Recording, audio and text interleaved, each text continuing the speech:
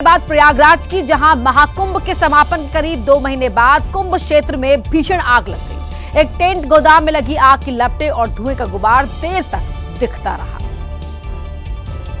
लोग कंधे पर लाद कर इस युवक को अस्पताल ले जा रहे हैं, जो पड़ोस के मकान की दीवार गिरने से हुए हादसे का शिकार हो गया। तेज आंधी बारिश की वजह से मेरठ के लिसाड़ी गेट इलाके में निर्माणाधीन मकान की दीवार ढह गई, जो बगल में मौजूद कच्चे मकान पर जा गिरी। हादसे में रुखसार नाम की महिला और उसके बच्चे की मौत हो गई।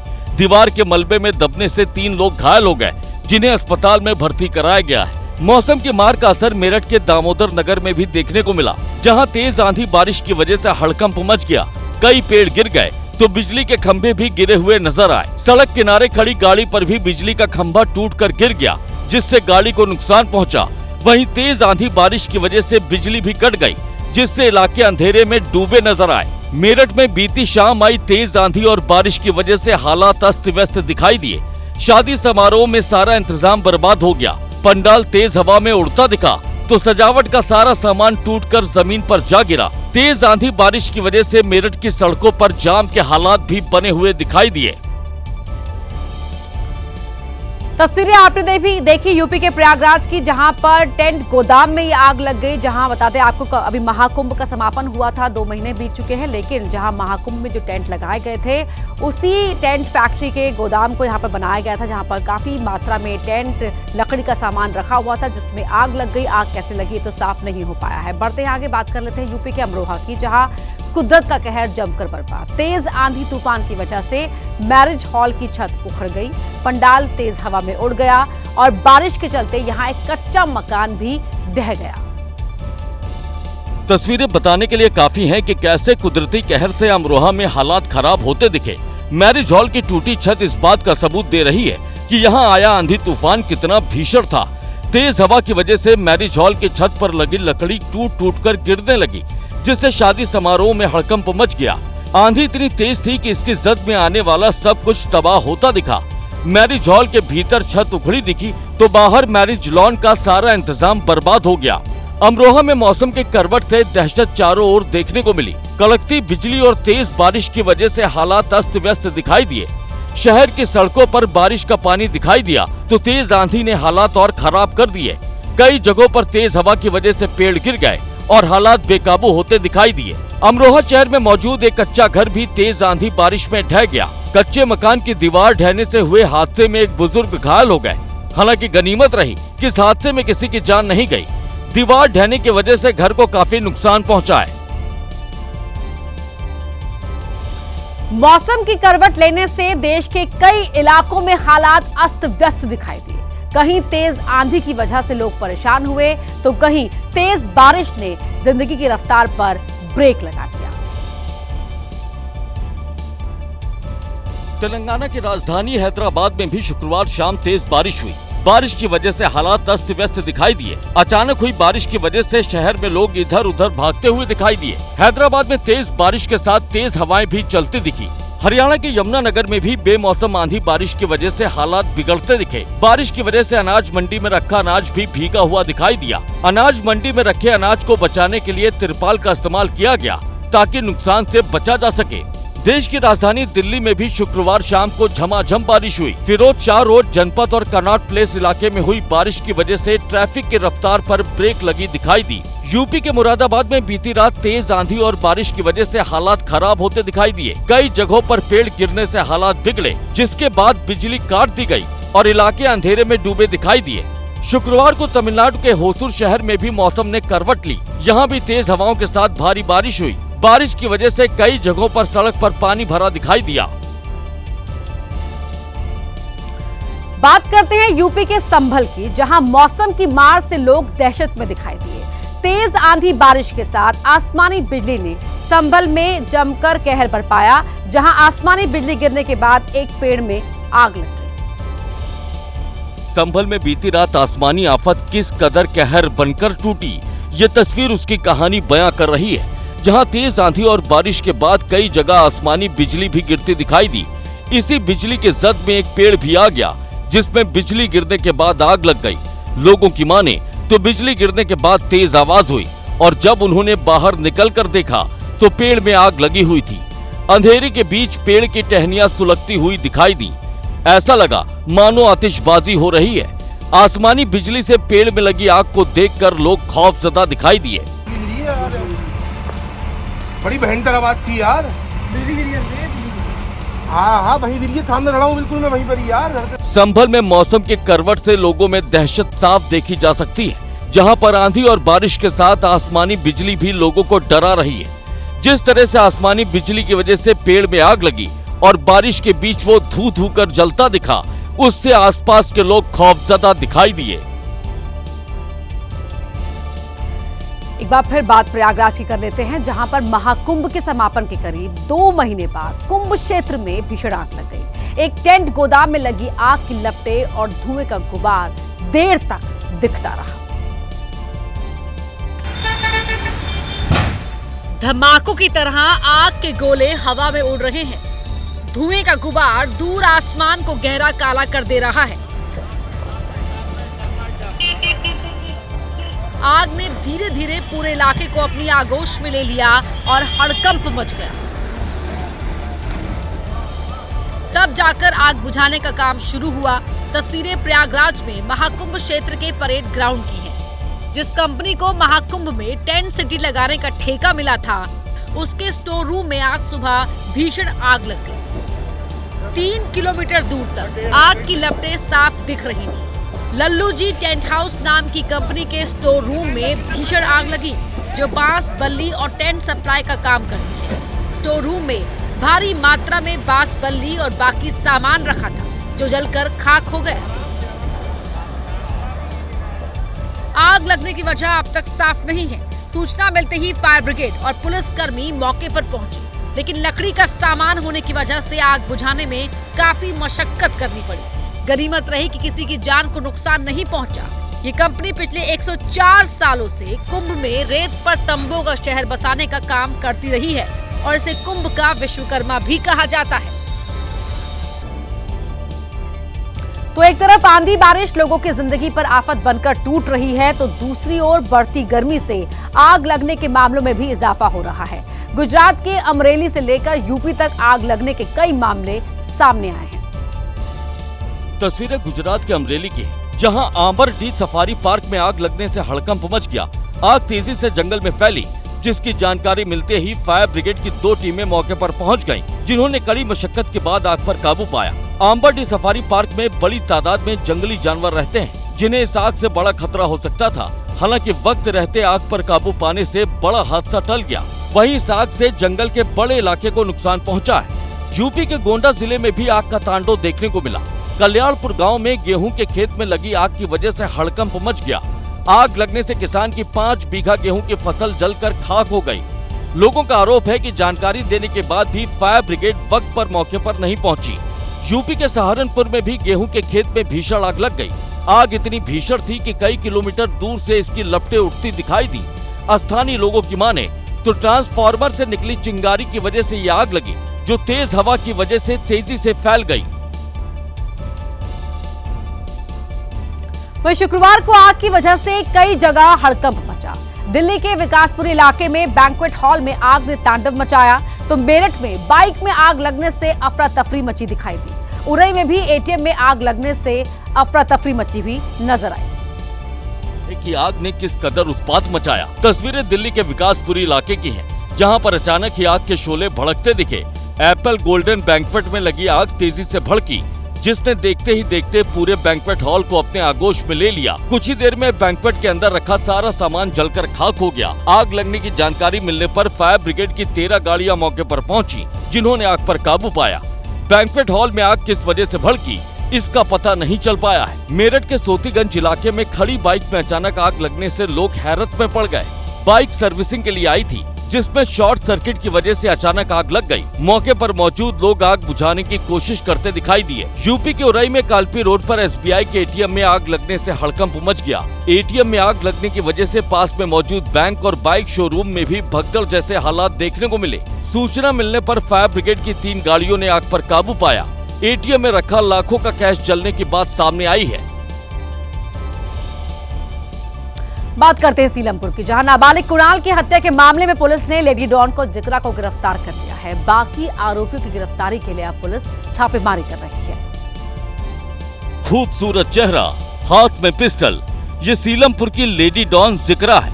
जिगरा को पुलिस ने गिरफ्तार कर लिया है। सीलमपुर में गुरुवार को सरे बाजार हुई कुणाल की हत्या के केस में जिगरा को गिरफ्तार किया गया है। आरोप है कि जिगरा ने ही हत्या की साजिश रची थी। फिलहाल उसी स्पॉट पर हम लोग मौजूद हैं। स्पॉट उस लड़के के घर के नजदीक ही है और ये जो गली है यहाँ पर बताया जा रहा है कि डॉक्टर का क्लिनिक है। लड़का इसी के आसपास जो था वो खड़ा हुआ था, मौजूद था और जिन लोगों ने मारा है वो यहाँ पहुँचते हैं, लड़के को कई बार चाकू घोंपते हैं जिसके बाद उसकी मौत हो जाती। सीलमपुर में लेडी डॉन जिगरा खौफ का दूसरा नाम बन गई थी। इंस्टाग्राम पर तमंचे के साथ उसके वीडियो लोगों में खौफ भरते थे। आरोप है कि जिगरा के भाई साहिल का चंद दिन पहले कुणाल से झगड़ा हुआ था। झगड़े में साहिल को चोट लगी थी। आरोप है कि इसी का बदला लेने के लिए जिगरा और उसके भाई ने कुणाल को मौत के घाट उतार दिया। वहीं केंद्रीय सुरक्षा बलों की मौजूदगी में मुर्शिदाबाद में शांति है। पुलिस ने हिंसा के आरोप में अब तक 272 लोगों को गिरफ्तार किया है। इसी बीच टीएमसी ने आरोप लगाया है कि बीजेपी पश्चिम बंगाल में राष्ट्रपति शासन लगाने की अफवाह फैला रही है। बीएसएफ और केंद्रीय बलों की चौकसी से मुर्शिदाबाद में शांति है। मुर्शिदाबाद में इंटरनेट सर्विस बहाल कर दी गई है। पुलिस हिंसा में शामिल उपद्रवियों की पहचान कर गिरफ्तारी कर रही है। पुलिस ने हिंसा में शामिल 272 आरोपियों को गिरफ्तार किया है। Started 122 cases and arrested 272 accused persons till now. पश्चिम बंगाल में कानून व्यवस्था को लेकर विपक्ष सवाल उठा रहा है। सूबे में राष्ट्रपति शासन लगाने की मांग हो रही है। टीएमसी नेताओं का कहना है कि सूबे में शांति है, बीजेपी अफवाह फैला रही है। कुछ नहीं हुआ, बंगाल में हुआ था जो भी नॉर्मल हो गया 3-4 दिन में। बीजेपी का कोई इशू नहीं है। बीजेपी जिधर ही स्कोप मिल जाता है उधर का जाके हिंदू हिंदू हिंदू हिंदू करता है। राष्ट्रीय मानवाधिकार आयोग की टीम ने मालदा पहुंचकर हिंसा प्रभावित लोगों से मुलाकात की। ये लोग हिंसा के बाद मुर्शिदाबाद से भाग कर आए हैं। लालापुर हाई स्कूल में शिविर में रह रहे लोगों से एनएचआरसी की टीम ने बात की। आज राष्ट्रीय महिला आयोग की टीम भी मुर्शिदाबाद का दौरा करेगी। मुर्शिदाबाद में हुई हिंसा के खिलाफ आज कोलकाता में भारतीय जनता युवा मोर्चा बंगाली हिंदू बचाओ रैली निकालेगा। विश्व हिंदू परिषद आज बंगाल में राष्ट्रपति शासन लगाने की मांग को लेकर पूरे देश में प्रदर्शन करने जा रहा है। मुर्शिदाबाद में हुई हिंसा को लेकर बीजेपी ममता सरकार को घेर रही है। आज भारतीय जनता युवा मोर्चा कोलकाता में बंगाली हिंदू बचाओ रैली निकालेगा। नेताजी सुभाष चंद्र बोस के पैतृक घर से भवानीपुर में डॉक्टर श्यामा प्रसाद मुखर्जी के घर तक ये रैली निकाली जाएगी। कोलकाता पुलिस ने पहले इस रैली को इजाजत देने से इनकार कर दिया था। भारतीय जनता युवा मोर्चा पुलिस के फैसले के खिलाफ हाई कोर्ट चला गया। हाई कोर्ट से रैली की इजाजत मिल गई। बीजेपी का आरोप है कि शिक्षक भर्ती घोटाले को दबाने के लिए मुर्शिदाबाद में हिंसा कराई गई। 30,000 लोगों की नौकरी चली गई। उससे नजर घुमाने के लिए ममता बनर्जी ने दंगा करवाया। दंगा करने के लिए उत्साहित किया। विश्व हिंदू परिषद ने भी आज पूरे देश में प्रदर्शन का ऐलान किया है। वीएचपी पश्चिम बंगाल में राष्ट्रपति शासन लगाने की मांग कर रही है। वीएचपी का आरोप है कि ममता के राज में पश्चिम बंगाल में कानून व्यवस्था चरमरा गई है। तो ये बंगाल की स्थिति परिस्थिति को ठीक करने के लिए जरूरी है कि वहाँ पर अब राष्ट्रपति शासन लागू कराए। इसलिए ये मांग को लेकर के हम पूरा देशव्यापी प्रदर्शन करेंगे। वहीं मुंबई के विले पार्ले में दिगंबर जैन के मंदिर को बीएमसी द्वारा तोड़े जाने के बाद जैन समुदाय के लोग आंदोलन कर रहे हैं। मुंबई के विले पार्ले में बीएमसी ने तोड़ा जैन मंदिर। कोर्ट के आदेश के बाद ये जैन मंदिर तोड़ा गया है। कार्रवाई के दौरान धार्मिक पुस्तकों के अपमान का आरोप मंदिर तोड़ने के बाद जैन समाज के लोग कर रहे हैं प्रदर्शन। कार्रवाई के दौरान ही हाईकोर्ट ने रोक लगाई है। मुंबई महानगर पालिका के खिलाफ आज विश्व हिंदू परिषद और जैन समुदाय की मौजूदगी में विले पार्ले से अंधेरी पूर्व क्षेत्र तक नगर पालिका के पूर्व दफ्तर के सामने विरोध मार्च निकाला। तस्वीरें आपकी टीवी स्क्रीन पर हैं। दरअसल यहां पर दिगंबर जैन मंदिर तोड़े जाने का विरोध कर रहे हैं जैन समुदाय के लोग और अपना विरोध जाहिर करने के लिए वो सड़क पर उतरे। कार्रवाई के दौरान धार्मिक पुस्तकों का अपमान हुआ है, ये भी आरोप जैन समाज के लोग लगा रहे हैं।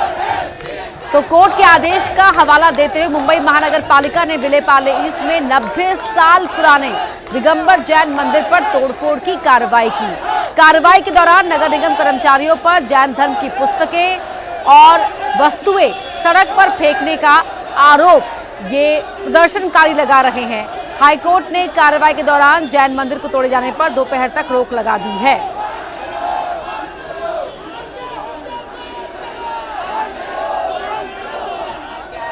तस्वीरें आप देख रहे हैं मुंबई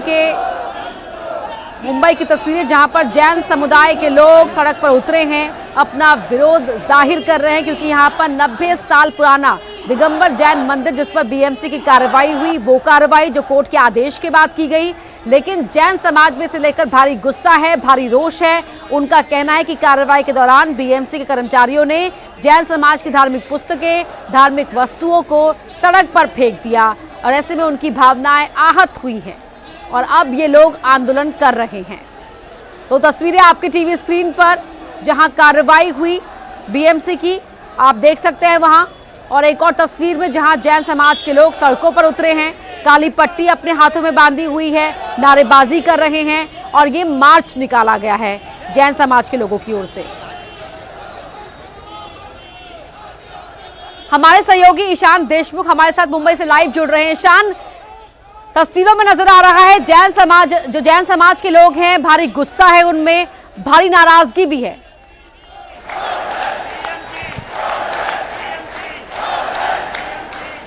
हाँ, हम देख सकते हैं अभी बड़े तादाद से जैन समाज इधर उपस्थित है। अभी हमारे साथ मंत्री भी इधर खुद ये मोर्चा में उतर गए, हम उनसे बात करते हैं। क्या 30 साल पुराना मंदिर है और लीगल मंदिर था, उसको तोड़ा गया। बकायदा बिल्डर ने जगह दे रखी थी, एक बंगाली की जगह थी, जैन लोग ने उसको बंगाल किसी सोसाइटी के अंदर जगह थी और किसी बंगाली की जगह थी। ये 30 साल से मंदिर बना हुआ था, ये बीएमसी वाले ने तानाशाही करके मंदिर को तोड़ा है। सुप्रीम कोर्ट का अनादर किया है, सुप्रीम कोर्ट में केस चल रहा है और सुबह में 8 बजे मंदिर चालू होने के पहले बीएमसी वाले ने आने तोड़ने का चालू किया है। ये गलत काम हुआ। हम अभी देख सकते हैं इधर पूरे तरह से इधर आंदोलन करने के लिए किया जा रहा है। आप क्या कहोगे ये आंदोलन के बारे में? क्या कहोगे ये आंदोलन के बारे में? क्या हुआ? ये आंदोलन देखिए, हमारा जैन मंदिर तोड़ा गया है विले पार्ले ईस्ट रामकृष्ण होटल के द्वारा, तो उसके वजह से हमने ये तोड़ दिया और इसके लिए हम आंदोलन कर रहे हैं। चलो आगे चलो। हम पूरे तरह से देख सकते हैं, पूरे सफेद कपड़े पहन के, हाथ पे काले फीते बांध के ये आंदोलन किया जाता है। चोर है, चोर है, चोर है, बीएमसी जय बोलो माई, जय अमरनाथ वीर की,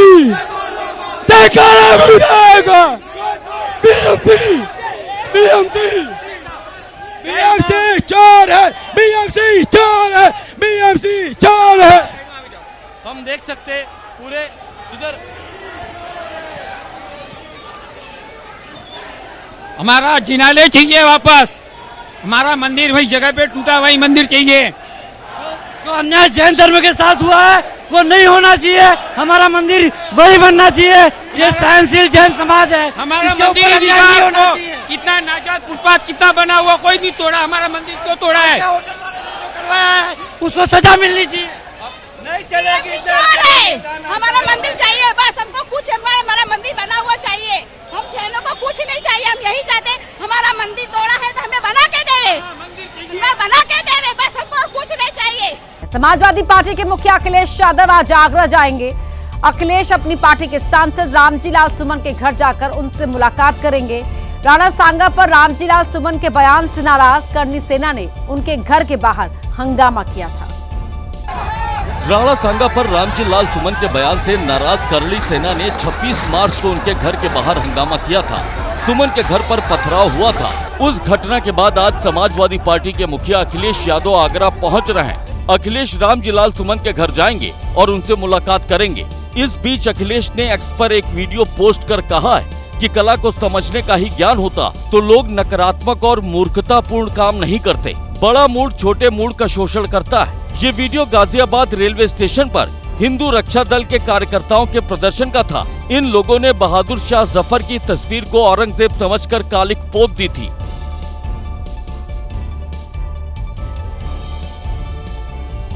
अखिलेश के आगरा दौरे का करली सेना ने विरोध करने का ऐलान किया है। करणी सेना ने कहा कि आज वो आगरा में अपनी ताकत दिखाएंगे।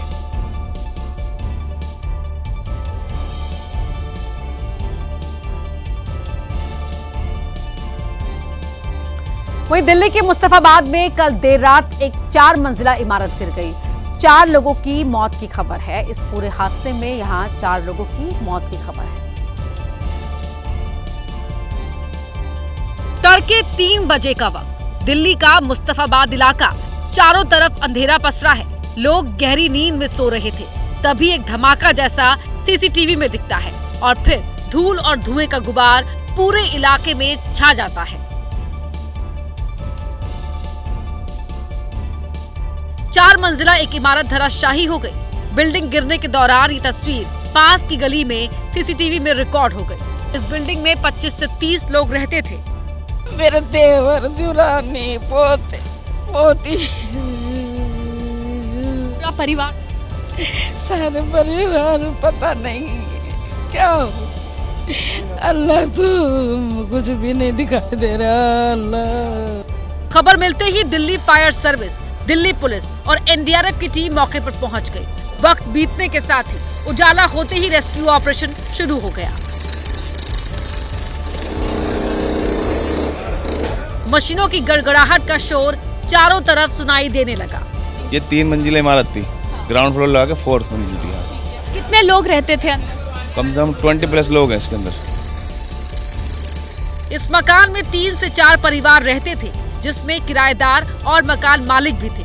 सामान हटाने और बिल्डिंग के लेंटर काटने का काम शुरू हो गया ताकि उसमें जिंदगी तलाशी जा सके। दबे लोगों को खोजने के लिए डॉग स्क्वाड को बुलाया गया। जो रेस्क्यू ऑपरेशन है वो अभी कुछ लंबा चल सकता है, जिस तरह से यहाँ सूरत हाल बना हुआ है। क्योंकि आप सोचिए 4 मंजिला बिल्डिंग जब वो धड़धड़ा के नीचे गिरती है तो आप सोचिए कि कितना बड़ा ही रेस्क्यू ऑपरेशन है। कल देर रात अचानक मौसम बदलने के बाद तेज बारिश और आंधी तूफान भी आया था। अब बिल्डिंग गिरने की वजह की जांच की जा रही है।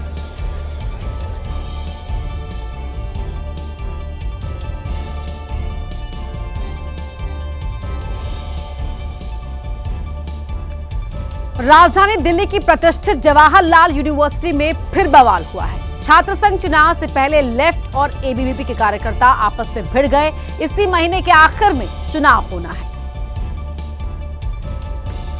तो आपको बता दें कि यहां पर एबीवीपी के छात्र और साथ ही लेफ्ट दलों के छात्र यहां पर आपस में भिड़ गए। चुनाव जल्द ही होना है, लेकिन उससे पहले यहां पर काफी हंगामा हुआ है। समय सीमा बढ़ाने को लेकर यहां पर हंगामा हुआ, जहां एबीवीपी का आरोप है कि जो लेफ्ट संगठन के छात्र हैं वो इस पूरे चुनाव में धांधली करना चाह रहे थे। लेकिन लेफ्ट का ये कहना है कि हमने आधा घंटा समय बढ़ाने की मांग की थी। एबीवीपी के कार्यकर्ता यहां पर मारपीट और झगड़े को लेकर उतारू हो गए। चुनाव की प्रक्रिया में धांधली का आरोप एबीवीपी की ओर से लगाया हुआ है। एक बार फिर यहां पर आमने सामने आ गए छात्र संघ चुनाव से पहले लेफ्ट और एबीवीपी के कार्यकर्ता। बिहार के भागलपुर में बना एक घर सोशल मीडिया में चर्चा का विषय बना हुआ है। ऐसा इस घर के डिजाइन की वजह से नहीं, बल्कि चर्चा की वजह है घर की छत पर दिखने वाली कार। इन तस्वीरों को देखकर आपको भी लग रहा होगा कि ये कोई स्कॉर्पियो कार है जिसकी लाइट ऑन है, लेकिन असल में ऐसा नहीं है। तस्वीरें भागलपुर के कहलगांव घोघा क्षेत्र की है, जहां राजकुमार नाम के व्यक्ति ने अपने घर के ऊपर पानी की टंकी को स्कॉर्पियो कार की शक्ल दी है। विशेष तरह की पानी की टंकी के निर्माण पर 1.5 लाख से ज्यादा की लागत आई। ये टंकी इतनी आकर्षक है कि दूर से देखने वालों को छत पर कार का भ्रम होता है। राजस्थान के सवाई माधोपुर पुलिस लाइन का एक वीडियो सोशल मीडिया में तेजी से वायरल हो रहा है। ये video sub inspector Tinu Sogarwal का है। तस्वीरें 76वें राजस्थान पुलिस स्थापना समारोह की है। मंच पर एक महिला फिल्मी गीत पर ताल से ताल मिलाती दिख रही है। ये महिला कोई और नहीं बल्कि राजस्थान पुलिस में सब इंस्पेक्टर के पद पर तैनात टीनू सोगरवाल है, जिनका एक और वीडियो चर्चा में है। डांस की तस्वीरें होली के दूसरे दिन की बताई जा रही है। रिपोर्ट के मुताबिक होली के दूसरे दिन पुलिस लाइन में कार्यक्रम का आयोजन हुआ, तब सब इंस्पेक्टर टीनू सोगरवाल के पैर फिल्मी गीत खाई के पान बनारस वाला पर जमकर थिरके।